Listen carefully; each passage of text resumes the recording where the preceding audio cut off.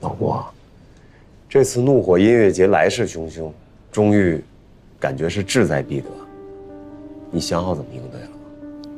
我也正想跟你说这事儿呢。今天早上我们公司开会商量了一下，既然中裕在推广方面发力，那我们就觉得相应的扩大广告的投放力度。花钱的事儿不着急，我们应该先想想怎么留住人。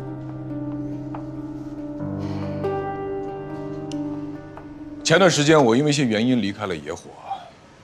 说实话，我当时就想退休了，每天钓钓鱼、旅旅游，看看祖国的大好河山，挺好的。有些朋友一直劝我说：“老钟，你这个年纪又退休了，太早了，你应该接着干。”我说：“够本了，钱也够花了，该把战场留给年轻人，把舞台留给年轻人了。”直到有人告诉我，说飞虎资本今年年内要卖掉野火燎原。盛江川是个什么人？不用我说，你们也都知道吧？外号盛半仔。那这个外号怎么得来的呢？就是他拆卖公司、敲骨吸髓得来的。这种人，冷酷无情，毫无理想，纯粹就是金钱的奴隶。无论多么伟大的公司，只要落到他手里面，不出半年，准逃不掉被倒买倒卖的命运。我听说有人说我倒卖公司。但这恰恰说明了这个人的无知。只有对现代金融和现代企业一无所知的人，才会把公司的并购重组理解成倒卖倒卖。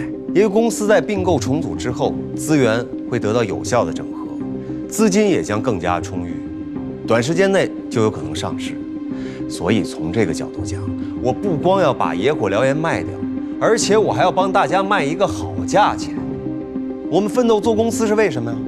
不就是为了把企业做大做强，到时候每一个员工都能够分到一部分股权期权，公司发展的同时也让个人的利益最大化，这有什么不好？想当初公司是我们大家一起创立的，还记得我们创立之初的梦想吗？要做中国最好的音乐节，要做最纯粹的音乐平台，要实现一代人甚至几代人的音乐理想。所以野火燎原就像是我们的孩子，这么多年我们辛辛苦苦地培养他，一天天看着他长大。可结果呢？他长大了，可却要被盛江川像猪一样的宰杀、分割、卖掉。我们能答应吗？不答应，绝不答应。有人口口声声说，公司是大家养大的孩子，我个人觉得这话说得太荒谬了。公司即便是你养大的，那它也不是孩子，是什么？是猪，是一头早晚要被杀的猪。哪一头猪被杀掉之后，猪场的老板会哭？不会，因为这个结局从一开始就是被注定的，就是猪养大，然后杀掉卖了赚钱，赚了钱之后干什么呀？拿回家养你真正的孩子，会哭会闹的，要喝高级奶粉的，要报各种补习班的，让你拿钱买房子的孩子。你把公司当孩子，那家里你当什么呀？当猪吗？所以我决定回来。我回来不是要把公司抢回来，是要把我们被践踏的音乐理想抢回来。在场的所有人，只要你们和我一样还有音乐的梦想，不想做金钱、做资本的奴隶，那就和我一起，我们重新建立一个纯粹的音乐王国。所以我希望大家都不要离开，我们共同努力，让今年的野火音乐节上一个新台阶，把公司做强做大，这样我们手里的筹码才更加值钱。一旦有人收购，就是我们丰收的季节。丰收，丰收，丰收，丰收，丰收，丰收，丰收，丰收，丰收，丰收。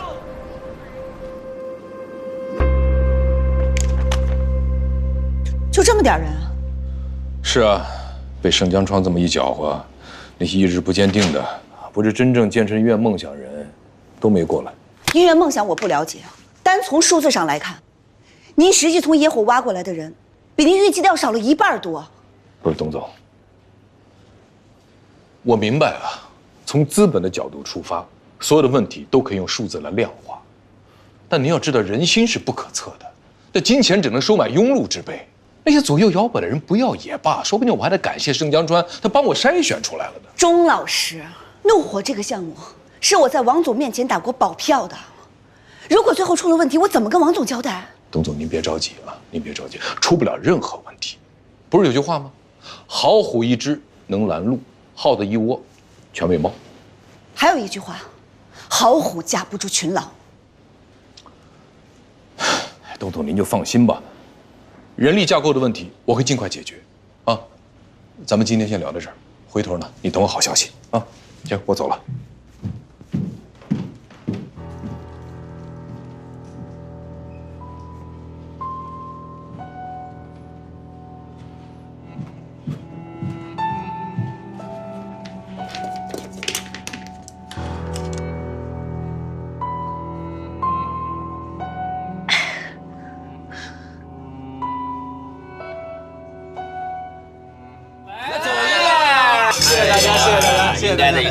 谢谢。不干了啊！好好好啊，我干了，你干了，那你随意来，再加点。哎，不是宇文啊，这都几点了？你们家董总怎么还不来呢？是不是啊？盛年啊，哦，人家现在是副总裁，金牌投资人，忙呗。不是，他是真的忙。他给我打个电话了，说一会儿就到，别等他，动筷子。我记着咱们上次给宇文过生日的时候，应该是在校门口的小饭馆里边吧？嗯，对。哎呦，你这记性真好，还可以吧？那会儿还没毕业呢，一晃10年过去了，真快。哎呀，是啊，10年如一梦啊，不知不觉间，我等已然啊，人到中年啊，人到中年呐。哎，对了，宇文，你今年差不多应该本命年吧？嗯，如果要是本命年，还是得小心点儿，这方面我有研究啊。哦。你不是研究历史本体论的吗？怎么研究起本命年来了？对呀，理论我是研究不明白了，反正我是知道本命年确实够琐碎的。哦，去年我本命年啊，给你们算算啊，年初职称没评上，哦，年中单位搞降薪，年底老婆闹离婚，你看看糟心吧？啊，相当糟心呐。早知道这样啊，还不如跟建国当年一样，考一教师资格证，进学校当老师多省心呢啊！哎呦，我跟你说，一点都不省心。啊，我们学校数理化老师和英语老师那补课费拿到手软，但是我们历史老师就甭提了，学校不疼，家长不爱的，每个月就指望那点死工资，在上海这种地方，够还房贷就不错了。哎呦，哎，行了，现在啊，文史已死，金钱至上。是，要我说啊，还是北岛说的好，那时我们都有梦。关于文学，关于爱情，关于穿越世界的旅行。如今我们深夜饮酒，杯子碰到一块儿，全是梦破碎的声音。那我们就破碎一下吧，宝贝儿们！来，碎一个，碎一个，来，碎一个，来。哎呀，你又干了。梦碎就梦碎吧，反正我是真觉得，咱们这几个人当中啊，还是宇文最有眼光。哦，人家是啊，早早看透历史规律，及时抓住历史机遇，找了一个学金融的老婆。对，重点来了啊！什么重点？你看看现在，金融街上住着对，高档轿车开着，是老婆还那么能挣，就是不光不用你养，甚至还能养着你。哎呦，你这简直就是躺赢的人生啊！这你受得了吗？你说？就是啊，哎呦谁要有董总这样的老婆，谁不想躺赢啊？我还想舒服一点呢。是啊，谁想躺赢啊？躺哪儿能赢啊？哎呦，思佳，不好意思，我们先开席了啊，快，没关系，我也不好意思，不是迟到这个了。，不是没事儿。哎呦，董总啊，我们躺哪儿都赢不了。现在这经济社会是金融业的世界啊，我们这些学历史的是生不逢时，百无一用啊，也就剩下嘴发点牢骚了。怎么会呀？啊，那句话怎么说来着？日光之下无新事，所有现在发生的事情都是曾经发生过的。变的是时代，不变的是人心。所以我觉得你们学历史的人啊，才是把这个世界看得最透彻的人。我们家语文经常跟我说那句话，既要仰望星空，也要脚踏实地。历史学更多的带给我们的是思维方式、思考方式，还有眼界视野。所以不是百无一用，是无所不用。哎呀，瞬间感觉高大上了啊。今天真的是不好意思，这次迟到怪我了啊！这个订蛋糕确实耽误时间了，因为我知道你们一定都会在。哟，是我们宿舍的所有人的小头像，不是我们的董总用心了，董总用心了，用心了。真是羡慕死你了，宇文。哦这年头还能找个这么懂你的老婆，概率恐怕比中彩票还低呀。是啊，那我们就走一个吧。来，董总，我给你加上酒。不用，啊，我平时不喝酒，我就以水代酒吧，好吧？行，那董总随意，我们为了董总走一个。来哎，别啊！别忘了今天的主题，老公，生日快乐！哎呀，来，语文生日快乐啊！生日快乐啊！来，干了！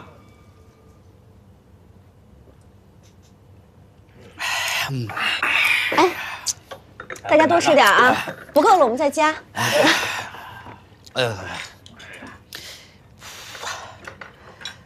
吃点菜。哎，思佳，你快把手机收起来，今天这单是指定不可能让你买的。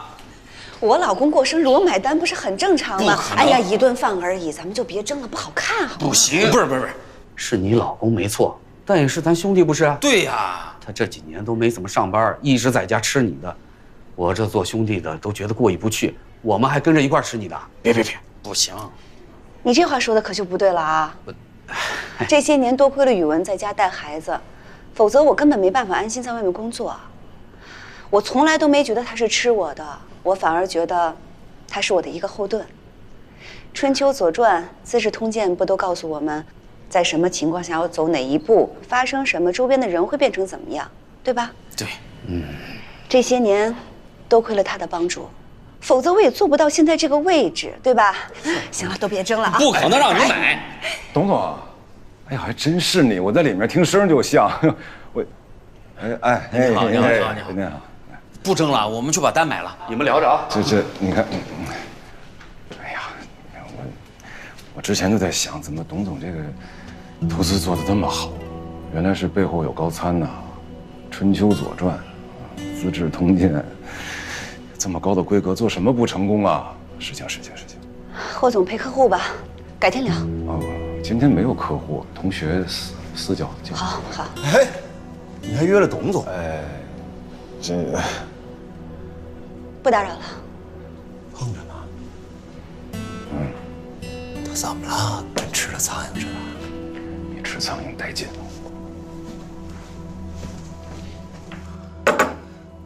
一直不知道董思佳她老公是干什么的，原来是在家带孩子的。哦，这个女人不简单，我跟你说，人前人后两张脸。我听说在公司里，她从来不聊他们家的事儿。今天要不是被我撞见了，你就想象不到啊，他们家是这个情况。你刚才是没看见啊？她在她老公朋友面前那大义凛然啊，维护她老公。哎，在自己的圈子里呢，又不希望别人知道她老公是在家带孩子的，这就说明这个女人虚伪、自私。她不光虚伪，她阴险呢。她把沈卫星招到云山长青，你知道吗？我知道啊，你老婆那天是去我部门面试的，我就想，哎，我干脆我帮你个忙，把老婆给劝过去就完了。哎，她还没出门呢，被董思佳给招去了，面试都省了，这是不是针对我？她那是针对我啊！她让自己老公在家，难道想让全世界的女人都像她一样？我不就抢她俩项目吗？至于要拆散我的家庭吗？拆散家庭，那不至于吧？怎么不至于？沈慧星刚一入职就被他派到钟玉那儿去了，那不相当于沈慧星在给我打擂台吗？你说我们俩这日子能过得好吗？哦，我说怎么最近没在公司看着你老婆呢？我以为是公司组织他去背员工手册，原来是直接派到前线去对付你了。这个有点缺德，是不是？人家是全职妈妈，她是全勤妈妈。我听说，她从来没为孩子请过一次假。你说这是一个亲妈该干的吗？所以我抢她俩项目怎么了？我那是伸张正义，我是想让她多回家陪陪孩子。伸张正义，你这个说法过于高尚吧？你看她对自己亲生儿子都这样了，何况是外人呢？所以啊，你一定要小心点。哎，我是得小心点儿。早就听说她是王总身边的红人。哎呀，能爬上这个位置的女人不简单呐。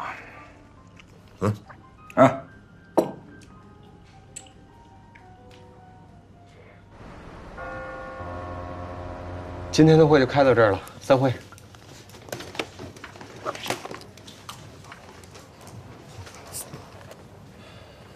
师哥，你看怒火那边的攻势这么猛，咱怎么办啊？哎，这一个钟玉就够能折腾的了。现在倒好，又多了个沈慧星，两个理想主义者凑到一起，可不得怒火燎原了。是啊，你说老郭这人又没什么能力，咱要不伸把手的话，他就真剩下被人碾压的份儿了。不，我现在要是伸手，那就等于在跟沈慧星打擂台，可就正中了董思佳的下怀。我可不给他看戏的机会。那师哥，哎，师哥，那咱就不管了？不是不管，是没到时候，不着急出手。这钟玉啊，就是个老愤青，沈慧星又没什么投资经验，他们俩到现在还没搞清楚这个游戏的真正玩法呢。什么玩法？也跟我说说呗。到时候你就知道了。准备一下，下午跟我去趟玉梅海棠。得嘞。玩啥呀？盛总，有段日子没见了。我正想来看看你呢，就接到你电话了。看来咱俩想到一块儿去了。我带您参观一下。A 类商品库存跟不上，怎么回事？3号供应商都出现清关延迟了。快，3号会议室开会，快！哎呦，何总，公司出什么意外了吗？每天都是这样，没有意外才是最大的错。创业公司都是在意外中成长起来的，哪里有意外，哪里就是风口。这都几点了？这吃的哪顿饭啊？这是跑供应商的团队，开了200公里，中午刚赶回来，估计啊刚吃上午饭。这么辛苦啊！这知道的你们是做电商，不知道的还以为你们给前线送战备物资呢。商场如战场嘛，电商行业现在竞争这么激烈，新式行业都想要分一杯羹。除了策略，还是要勤奋努力才行。年轻真好，充满干劲。是啊。他们卖命的冲锋陷阵，我也必须要做好后勤保障才行。所以今天请盛总来呢，就是想跟您商量下一轮融资的事情。啊，这 A 轮才半年多，这就要进 B 轮了？佘甜甜，我就是。哦，你好，你好，你好，我是白小瑞。你好。这个本人比照片还好看。谢谢。谢谢，谢谢何总。一直以来，我们韵美海淘的用户增长趋势都是非常不错的。但是最近1个月，虽然老客户用存率很高，访问深度也不错，但是我们的拉新活动开始变得困难。UV、PV 数据没有达到预期。再加上最近又有很多新成立的电商，因此，我们现在就希望进行下一轮 A 加轮的融资，主要就是增加手机端的营销投入，抢占市场占有率。目前我们公司营销成本大概在7%左右，我预计到11%的时候会有显著成效。啊，精打细算，两位就喝水吧，让你们见笑了。没关系，创业公司嘛，就该精打细算。说实话，这么快就进行下一轮融资，确实是超乎了我的想象。其实已经有不少风投跟我们接触过了，但是金融圈嘛，好钱不多，所以我想先跟您商量一下投资意向。这融资的事有点突然，我得回去跟曹总汇报一下。但是你放心，我尽快回复你。行。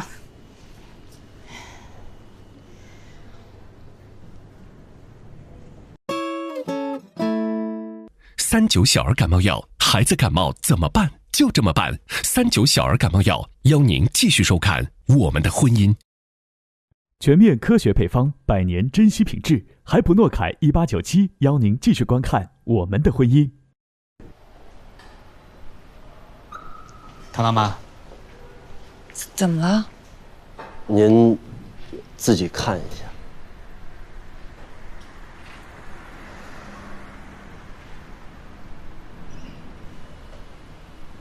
这么深的划痕，怎么可能是孩子划的呢？不是，我没有。彤彤，糖糖，你划了没有？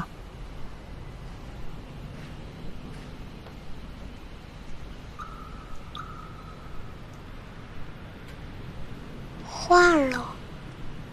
为什么呀？因为那天我们听说地下车库有小猫，就一起下来寻找猫。可是没找到，我就想在这个车上画一只猫，然后彤彤也来画，但是我们画的不好，李希就来教我们画。糖糖，是画还是划？什么？我们是用手指头画的。对，这个车上全是土，用手指头就能画。你们听到了吧？那几只小猫是孩子们画的，这些划痕不是孩子们干的。这样。要不我们一起查一下监控吧，正好车主也在上面，看完之后方便协商。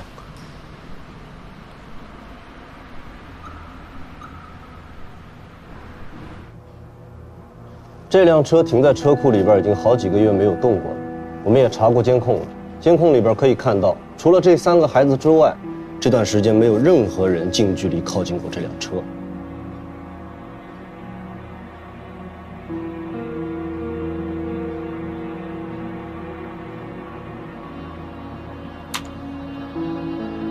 小朋友，你在捡什么呀？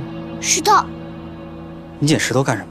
我本来想用石头在地上画画的，但是我发现在车上更好画，我就没用石头。那石头呢？我本来想把它扔掉的，但是看到它是扁扁的样子，我就塞兜里去了。我们听李希说，扁扁的石头可以打水漂，所以我们2个也去捡。那捡完之后呢？我没有兜。就攥手里了，我扔了，反正准备画车。小姑娘，我问你，你攥哪只手里了？然后是用这只手画的画吗？哎，我们自己问孩子好吧？糖糖，妈妈问你啊，你捡完了石头攥哪个手里了？妈妈，那只手我有点记不清了。反正不是我干的，我就是没画车。别嚷嚷，不会好好说话呀。李希，告诉爸爸，你们在画小猫之前。有没有看到这些划痕？没有。是没有还是不知道？这很重要。那个，这位先生，这么问孩子也没意义，要不干脆报警吧，让警察来处理。是，要是协商不了的话，报警当然比较好。但是我们是不是要先搞清楚，这车是不是入库之前就有划痕啊？哦，不会，我停进来的时候，车库入口是有高清摄像头的。车上有没有划痕是看得到的。是啊，这车停很久了，上面都落一层灰了，新伤何是旧伤，那一眼就知道的。确实是，车身上的划痕已经找保险公司看过，确认是新伤，应该就是这几天弄的。然后这几天除了这3个小孩，就没有别人靠近过这辆车。我们的孩子也不会撒谎。对，这样，我们3家先商量一下，用不了太久，稍等一下好吗？走。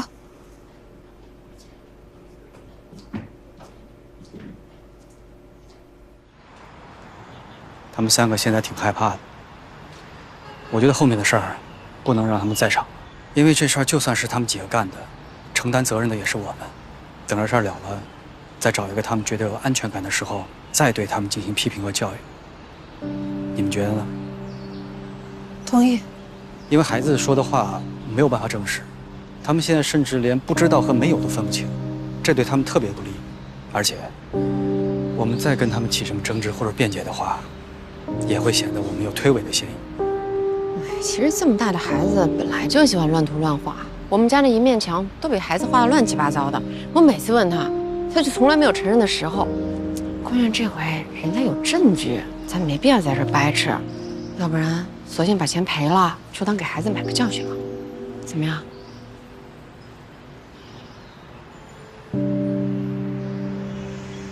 经理啊，这趟可是给你添麻烦了。没事，应该。哎，您好，咱们谈谈赔偿的事儿吧。哦。我们的意思是在事情没有完全弄清楚的情况下，我们愿意先承担这个责任。啊，好，你们可以去了解一下啊。我这个车的维修啊是只换不修，我刚给4S店打过电话，一处是8万，2处应该是16万。行吧，那就是一家53330，是不是？给我收款码。好，那个53000就行，这个零头不要了。嗨，您真客气。好了，给你转过去了啊。好，谢谢。哎，我家还有事儿，那我先撤了。给我一个银行卡号吧，我网银转给你。好。我现在去给你取现金。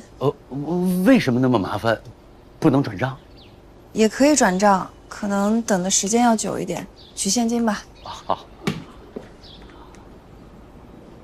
王涛。对了，现在正好有时间，咱们签个协议吧。因为这事儿吧，现在已经成这样了，我们可以把钱先给你，但是我们也得白纸黑字把这事儿起因经过，还有最终的赔偿结果都得写清楚。如果这事儿真是我们几家孩子干的，也能证明我们已经承担了赔偿。如果以后我们找到证据证明不是我们几家孩子干的，这个你放心，到时候呀，我会把钱退给你们。好，行，你卡号给我。好。请选择取款金额。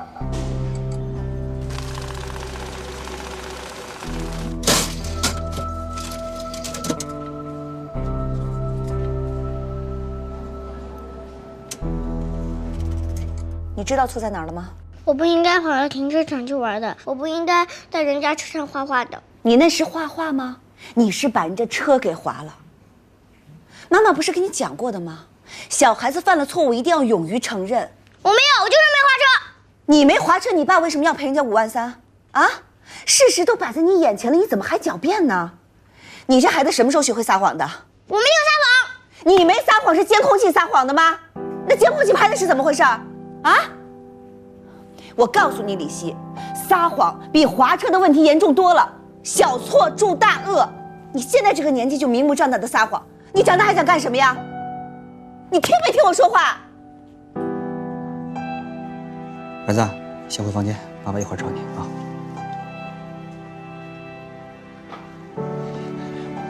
发这么大火干什么呀？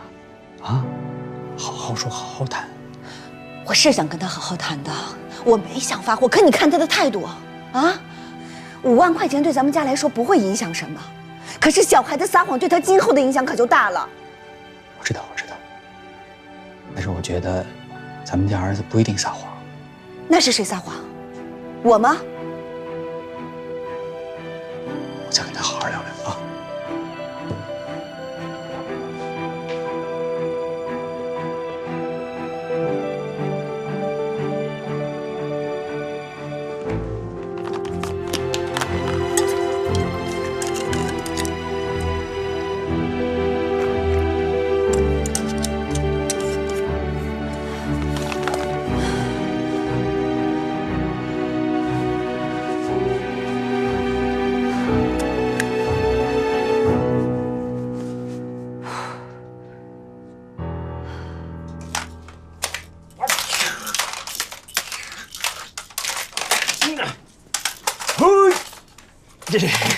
哎，你儿子又找能耐了啊！跑到地下停车场去，把人车给刮花了，赔了5万3。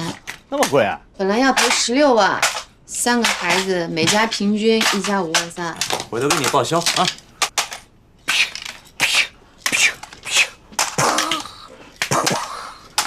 关键是你这儿子不承认错误，人都监控都拍下来，他不认账，你说说他。宝贝，你跟爸爸好好说说，到底怎么回事？不是我没干。你看，儿子说他没干。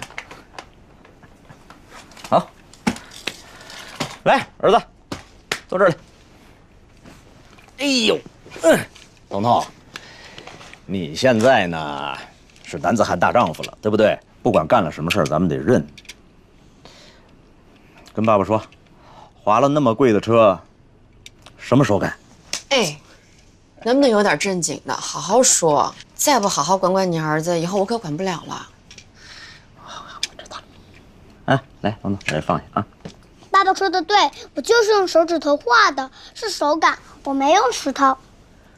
哎，彤彤，听话啊！记住了啊！以后不许去划别人车去，划也不行。尤其是得记住，不能跑到地下车库去玩，很危险的，不能有下次，听见没有？记住。啊，我们继续。哎呦，让妈妈一起，我们3个一起继续战斗。来，妈妈拿这个，来，啊，这一轮该谁进攻了？妈妈好厉害，哈哈，彤彤你呢？啊。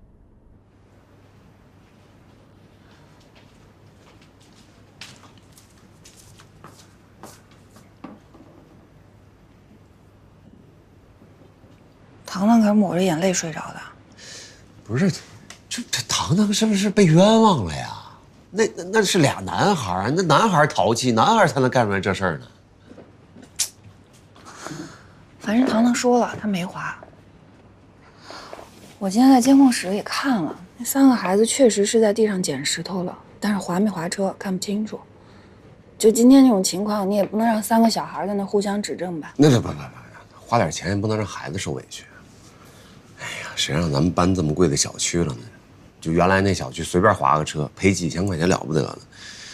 哎呀，就花钱买教训嘛。你都不知道我今天有多狼狈。我买那个理财下个月到期，但是这个月的钱我绝对是算得明明白白的。谁知道今天出这么一件事儿？我去那儿取钱，后来我都从信用卡里取了一些，才凑了5万3给人赔了。不是你买理财产品干嘛这么买啊？盯着盯，卯着卯着的。我不是跟你说过吗？手里得留点现金。马后炮，你什么时候跟我说过啊？你这些年理财我出过差池吗？这房子首付是你付的，那装修的钱不是我理财赚的吗？你厉害，你厉害啊！但是我们也不用这么省吧？你这清汤寡水，这面条怎么吃？连鸡蛋都没有，我找半天。多有意思啊！正好你减肥。我胖吗？我减肥。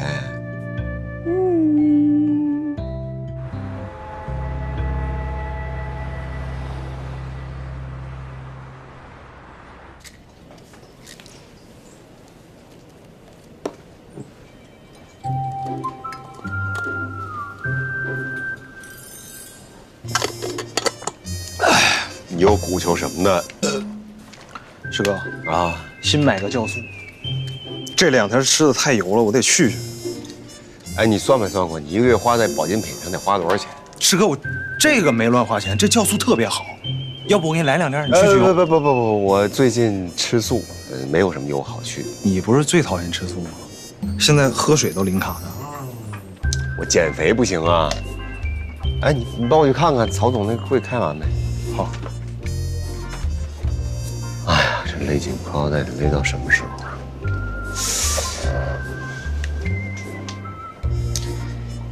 这孩子弄的一堆药，他不能弄点什么牛肉干、猪肉脯啥的？哟，你也在这儿？对，糖糖妈，我昨天晚上回去又问了孩子，我跟他说，爸爸已经把这事儿解决了，不会再批评他。我希望他跟我说实话，但是李希一直坚持他没有做，所以我就想着再来看看监控。咱俩想的一样，我们盛堂肯定不会跟我撒谎的。我觉得咱们还是有必要找出真相来，还孩子一个清白。你好，麻烦问一下，我可以拷贝一份监控走吗？不好意思，沈女士，我们有规定，监控视频不能让您拷贝，只有警察才有权利拷贝。如果一定要看的话，那只能在这儿。哦，因为我要上班，所以没事儿，你先去忙你的。我发现什么情况马上告诉你。好，辛苦你了啊。那咱们继续。继续，我想再看一下10天前的，我想看仔细点。好。A 加仑融资。你上次去沿海自贸区的时候，不是还想卖出玉美海淘吗？是，但卖出也有个时间点的问题嘛。如果它的发展前景良好，有可能翻番，我们为什么要着急卖呢？你的意思是，跟进 A 加仑？对，我是基于3点判断的。第一，运美海淘的商业模型基本可以证实，它现在的日活量和销售量可以断定日后一定会盈利。第二，海淘行业现在正值风口，运美呢又处在上升期，只要扩大市场的占有率，前景是非常可观的。第三，这次去他们公司，我看到整个的团队还有运营状况非常好，而且贺运美还给我透露一个消息，说有其他的投资公司在跟他们接触。虽然这是创始人跟投资人惯用的一个套路，但也可以从另外一个侧面证明这家公司非常有潜力。那行，那这件事就交给你去办。后续有什么情况我再跟您汇报。行啊，那我先出去了。好。一丝丝希望，该推就推，这是绝不手软。哎呀，霍总啊，你也喜欢德州扑克啊？那改天得一起玩一玩。那就这个周末呗。行啊。哎，董总，周末有空吧？一起玩玩德扑，有没有兴趣？别难为人家了，大周末的难得能回去陪陪孩子嘛。你拉着人家打牌多折磨人呢。我倒是不介意啊，就是水平有限，怕扫兴。哎，我的水平啊也很有限，扫什么兴啊？好，那咱们就玩的尽兴点，先打牌，然后找地儿喝几杯。我认识几个夜店不错，我来定哎，位。我听说你刚回国不久啊，这么快就有熟悉的夜店了啊？男人们不管去哪儿，一定要先数一下猎场。哎，来，我送你，来，再见，董总。慢走。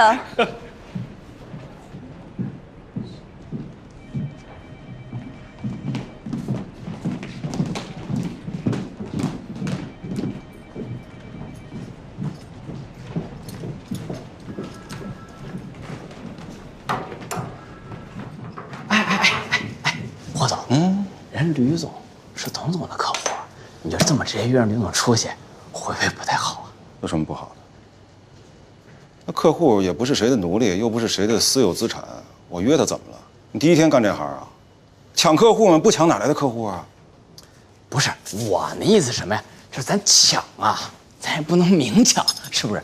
当着面抢，多少是不是有点不合适？啊？咱俩熟吗？啊？咱俩熟不熟？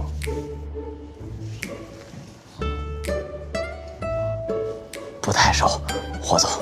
那以咱俩这关系，我如果约客户出去玩，你好意思跟着吗？哎，他要是不好意思跟着，那就别怪客户转投我这边了，那是他没有维护好。我不抢，别的公司也会抢。就这事儿，你到王总那儿告我也没用。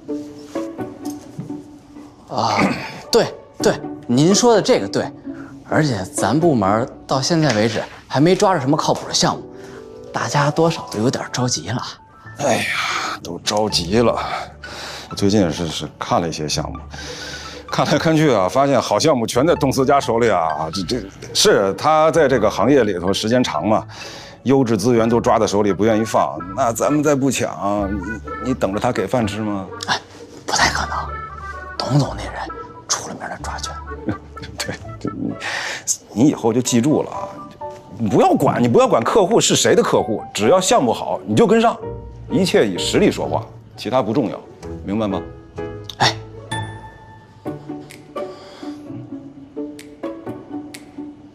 还有事儿？那您忙啊，您忙，有事儿您叫我啊。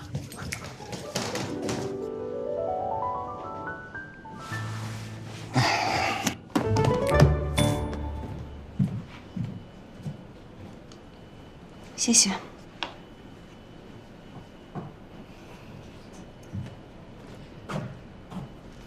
董总，那个霍总简直就是个直男癌啊！什么夜店呀、烈焰呀，他根本就是故意的。他就是觉得女人不方便陪男客户去那些地方。哦，他是男的，他就有优势了。这男人也太不要脸了吧！你还年轻，见得少，职场上这种男人多的是。我就是看不过他搞这种所谓的男性职场社交优势，这就是歧视女性。而且他刚来公司没2天，就敢明目张胆跟咱们抢客户，这要等他站稳了脚跟，还不得骑到咱们头上来啊？站稳脚跟，没那么容易。他这么急着抢人，暴露的问题就是他在国内没有资源。这倒是提醒咱们了，一定要把所有的项目看好了，把重要的客户看好了，明白吗？明白。但是那个吕总怎么办呀？您刚才怎么也不说话呢？也不阻止他？你忘了吕总他们公司的情况了？哦，对啊，这个吕总是个倒插门女婿，所有生意都是他老婆家里的。公司里有他岳父掌舵，还有大舅子、小舅子压着，回到家又有老婆管着，他根本不敢乱来。所以霍总有钱就让他请客好了。哎呦，真是的，哎，这种靠老婆的没有男人就让他去抢好了。不过这个吕总啊，外表真是看不出来，看着仪表堂堂的，真没想到是个吃软饭的，纯靠他老婆的裙带关系。我觉得，你没工作吗？有。那我走了。